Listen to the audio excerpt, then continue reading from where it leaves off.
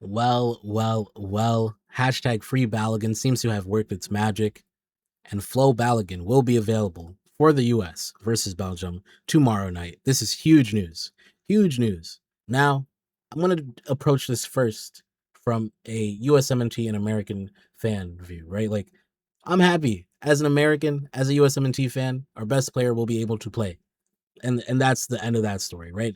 If we're just looking at it just like that, as far as okay, what does this mean for the USMNT? Then fine, this is great, right? And this is obviously advantageous for us.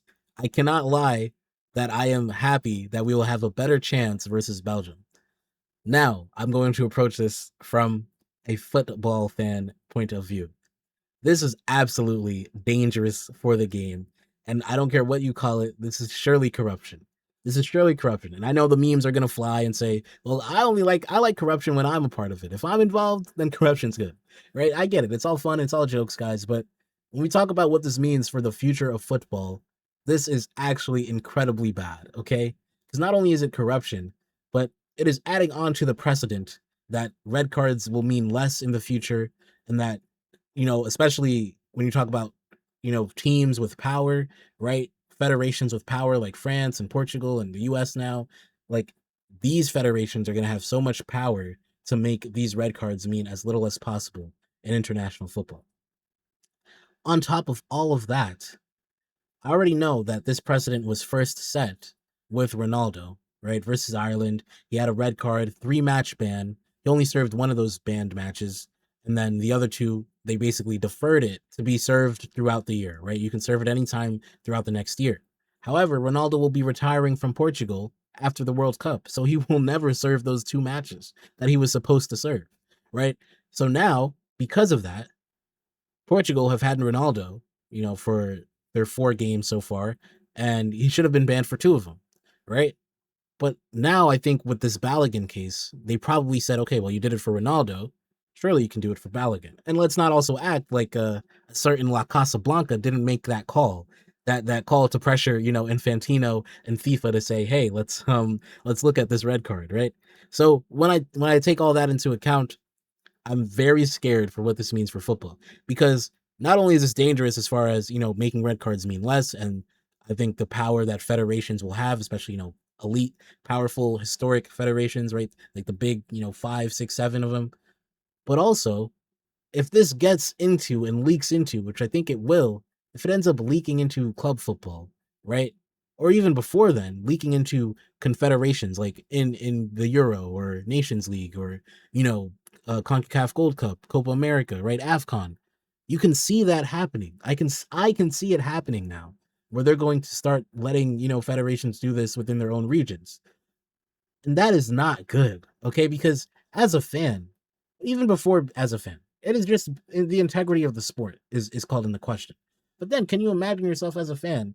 You're hate watching your team. Let's say, for example, you're a Brazilian and you're watching Argentina versus Uruguay, and then all of a sudden you see Messi get a red card. All of a sudden, you're happy as hell as a Brazilian, knowing he's probably going to face you next, right? But then the next day, FIFA's like, actually, we're gonna make sure that we implement this ban throughout the year, one time throughout the year, not versus Brazil, basically. All of a sudden, if I'm Brazilian, I'd be so pissed, right? I'd be so angry, and that is what I'm worried about when it comes to this kind of action. Now, you guys can talk about, well, Balogun's red card was actually bogus anyway. This is actually fair.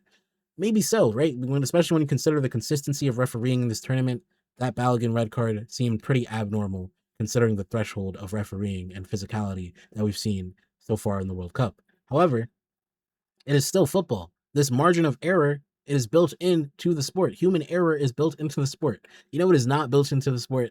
Having La Casablanca say, "Hey, uh, we need our guy back, so give us our guy back," and then FIFA finding the workaround for it. So, look, I will still be rooting for the USMNT. Don't get it twisted. And I don't know if that makes me like a traitor or whatever. Like I get it. It feels weird. It's wrong. But like as far as football goes, this is not the way to go about things. This is not integrity in the sport. Okay, this is dangerous. I fear, especially when you're a smaller country, man. Like I'm thinking of Like, just like, let's say you're like Scotland and you have to go up against England, right? Oh, you see Harry Kane get a red card in the game prior, and then you're like, well, okay, well, we don't have to face Harry Kane. And then you see from FIFA, oh, actually, Harry Kane doesn't have to serve that ban for this game. Like, you get what I mean? Like, it's just so crazy. It's crazy. I don't know, guys. I don't know. I don't know. Look, this World Cup has been great. I love football, but this is not how I want my football to look like. I'm sorry. I'm sorry. I will be happy to support Balogun tomorrow and the rest of this World Cup. But now you're kind of having the conversation. Well, let's say the US make it really far in this World Cup, right? The farthest the US ever got were the semifinals way, way long ago.